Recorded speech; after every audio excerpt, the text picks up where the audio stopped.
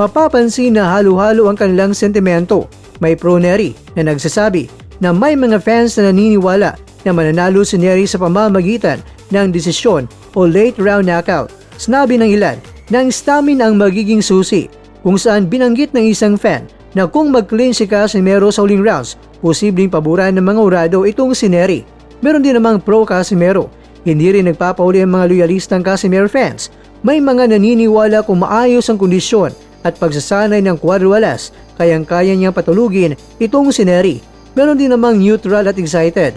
Marami ang nagsasabing masaya itong panoorin at excited sila sa tensyon hatid ng dalawang boksingero sa loob ng ring. Hindi lang ito simpleng laban. Ang tensyon sa pagitan ni John Riel Casimero at mga fans sa Japan ay ramdam na ramdam.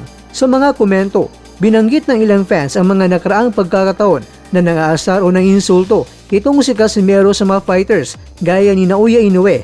Kaya dahil dito, mas lalong naging personal ang laban para sa maraming Japanese fans. Ang pagkapanalo ni Nery ay tinuturing ng iba na isang paraan upang matahimik ang mga kritiko. Gayunpaman, ang estilo ni Casimero na agresibo at mapanganib ay nananatiling malaking banta para sa sinumang kaharap niya.